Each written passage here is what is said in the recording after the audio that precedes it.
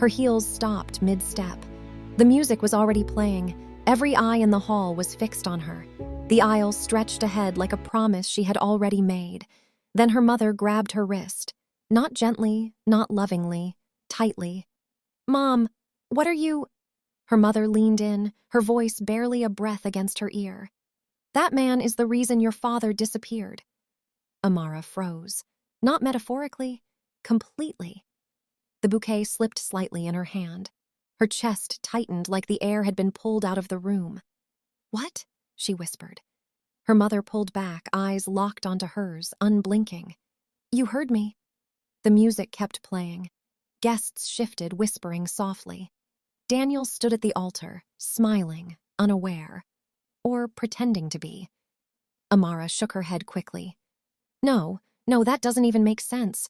You've never— Why would you say that now?" "Because I ran out of time," her mother said. "I thought I could prove it before today. I thought I could stop this without breaking you." Amara's voice trembled. "Stop what?" Her mother's grip tightened again. "Marrying a man you don't know." Amara pulled her hand away. "I know him. I've known him for 3 years." "Then ask him," her mother said sharply. "Ask him about the name David Kola."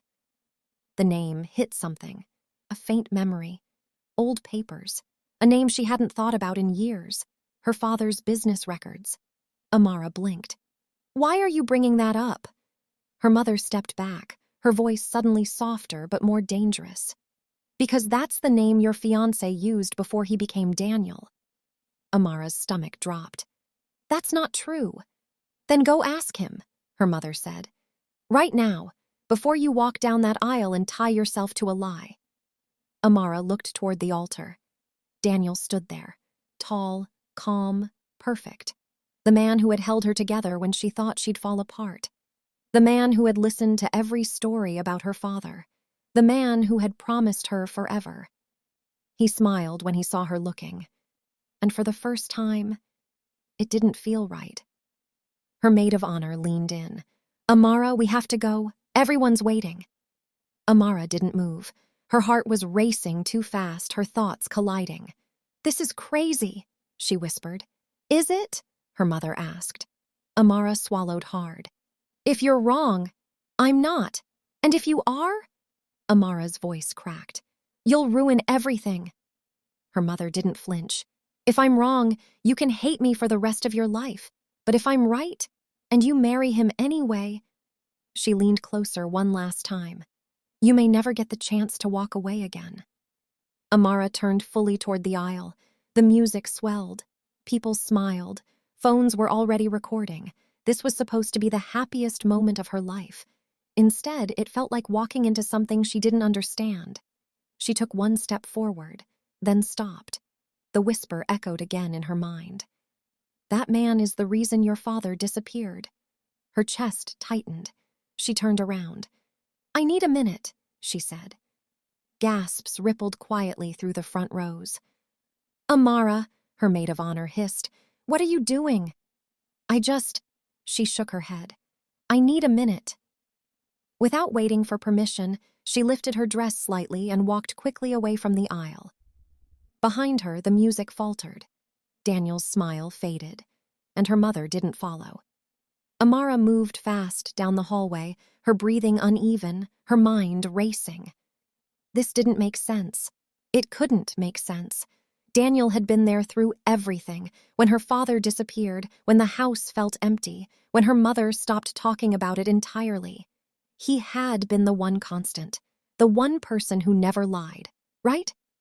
Her hand trembled as she reached for her phone. She opened his contact, paused, then locked the screen again. No, not like this. She turned the corner and headed toward the groom's preparation room. Each step felt heavier than the last. Her mother's voice wouldn't stop replaying. "Ask him about the name David Kola." She reached the door.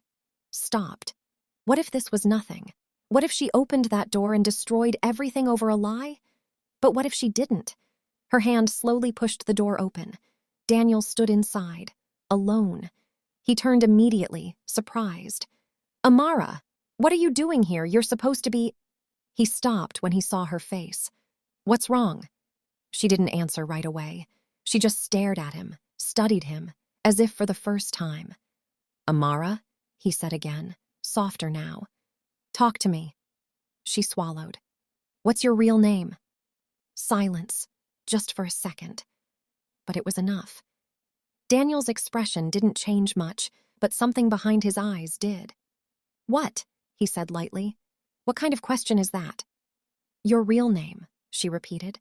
Have you ever used the name David Cola? Another pause. Longer this time. Daniel exhaled slowly. Where is this coming from? My mother. That did it. A flicker of recognition, gone almost instantly, but she saw it. She told you something, he said. She said you're the reason my father disappeared. The words hung in the air, heavy, sharp. Daniel looked at her for a long moment, then he laughed softly, not amused, more like disappointed. Amara, he said, shaking his head. You're letting her do this today, of all days? Just answer the question. His smile faded. I've never lied to you, he said. That's not an answer. He took a step closer.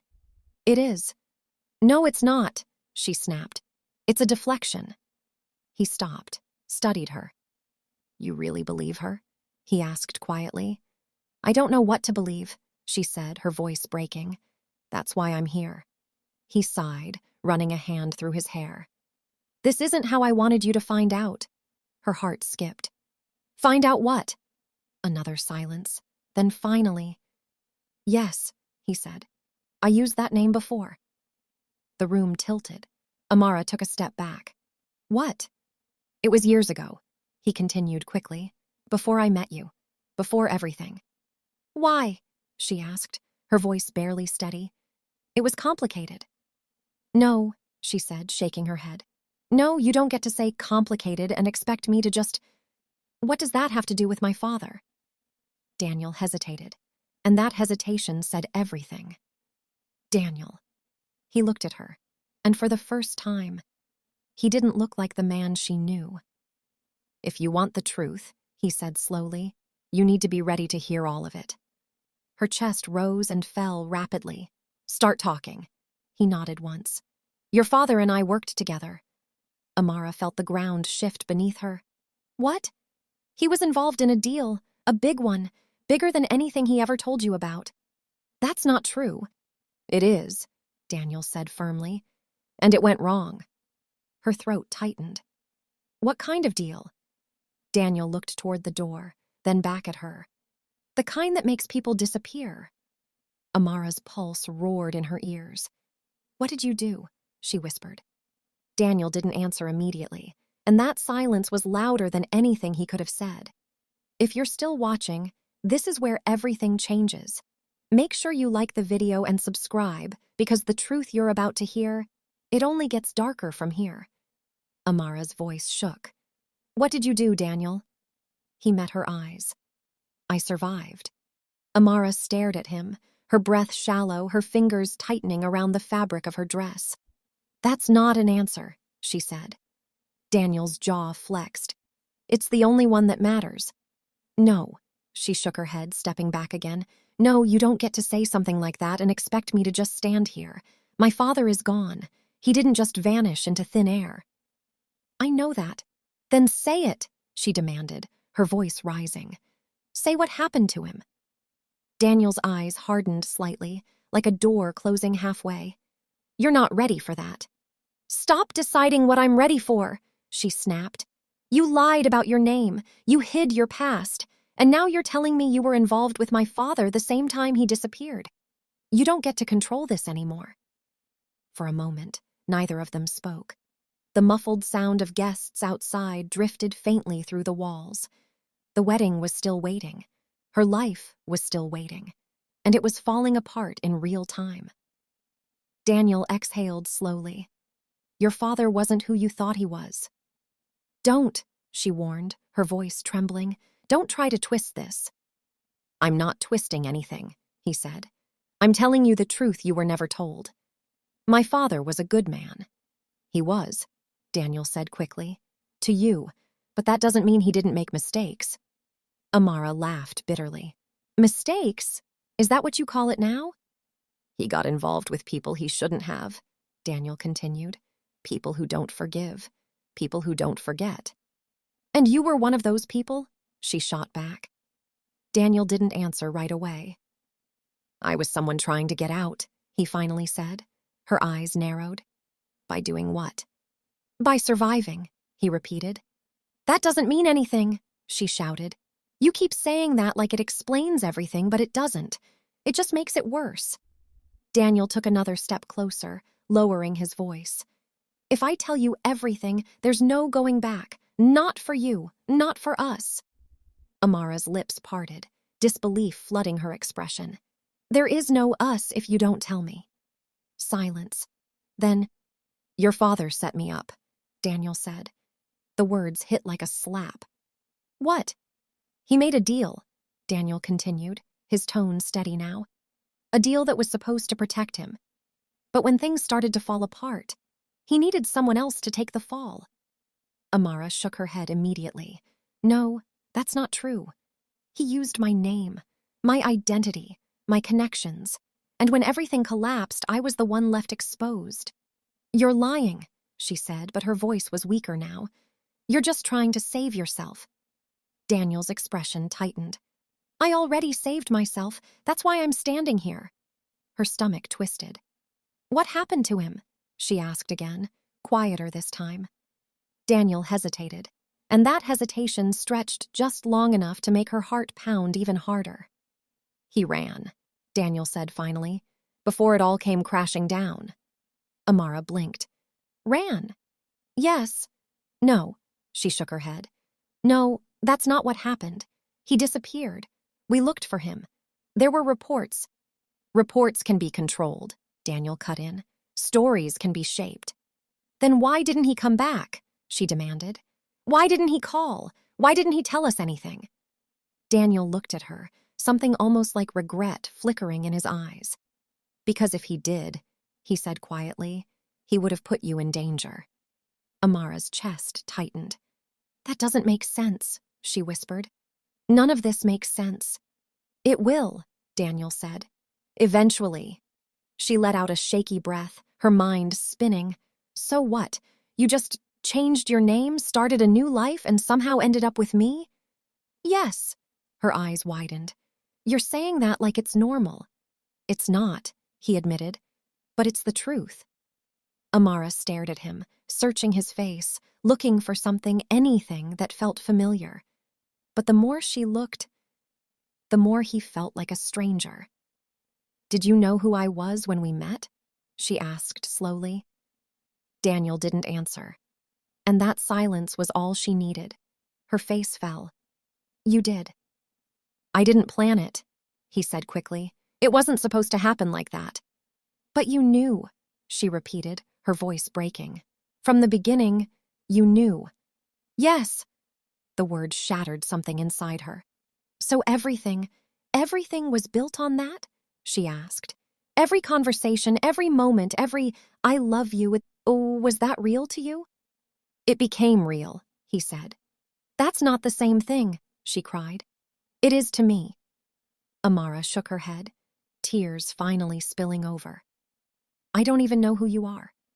Daniel's voice softened. I'm the man who stayed, the man who chose you. Not because of your father, not because of the past, but because I love you. She let out a hollow laugh. You expect me to believe that right now? Yes. After everything you just said? Yes. She wiped her tears quickly, trying to steady herself. If you really loved me, you would have told me the truth a long time ago. I was trying to protect you. No, she said firmly. You were protecting yourself. That hit. Daniel looked away for the first time, and in that moment, she saw it. The guilt, the truth he wasn't saying. Her voice dropped to a whisper. Is he dead? Daniel froze. Amara's heart pounded violently in her chest. Daniel, she said, her voice shaking harder now. Is my father dead? I don't know, he said. Don't lie to me, she shouted. I'm not, he said, his voice rising slightly for the first time. I don't know what happened after he disappeared. I wasn't there. But you said he ran. That's what I was told. By who? Daniel hesitated again. Daniel. People you don't want to know, he said. Amara laughed through her tears. That's convenient. It's the truth. No, she said, shaking her head. The truth is you were involved. You were there when everything started falling apart. And somehow, you walked away, changed your name, and found your way into my life. Yes. And you expect me to just accept that? I expect you to decide, he said quietly. She stared at him. Decide what? Whether the man standing in front of you now is worth more than the past you can't change. Her breath caught. Outside, the music had stopped completely now. Voices were louder, confused, restless. Time was running out. Amara looked down at the ring on her finger, then back at him. You should have told me, she said. I know. You should have trusted me. I was afraid. Of what? She asked. Losing you. She swallowed hard. You've already lost me, she whispered. Daniel's face fell. Silence filled the room again, heavy, final. Amara took a slow step back, then another. I can't do this, she said. Amara, I can't marry you, she cut in, her voice steadier now despite the tears. Not like this, not with all of this hanging over us. He stepped forward. We can figure this out, together. She shook her head. You already made sure we never could. Another step back. Her hand reached for the door. If I walk out there, she said, her voice trembling again, I'm not walking toward you. Daniel didn't move, didn't speak. He just watched her. And for the first time, he looked like a man who had run out of moves. Amara opened the door. The noise from outside rushed in immediately. Dozens of eyes turned toward her. Whispers spread like wildfire. Her mother stood at the front, watching, waiting. Amara stepped forward slowly, every step heavier than the last. The aisle was still there, the life she almost chose, still waiting at the end of it. She stopped halfway, turned, looked back at Daniel. He stood in the doorway now, silent, uncertain, for once.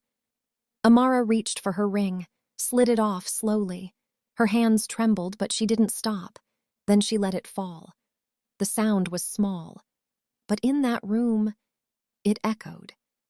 Gasps filled the space. Tears streamed down her face as she turned back toward the exit, toward her mother, toward the truth she didn't fully understand yet, but needed more than anything. And as she walked away from the altar, from Daniel, from the life she almost stepped into, one question stayed in her mind. Not what just happened, but something far more terrifying. What if her mother was only telling part of the truth? If you made it this far, don't forget to like the video, subscribe to the channel, and tell me in the comments. What would you have done if you were Amara?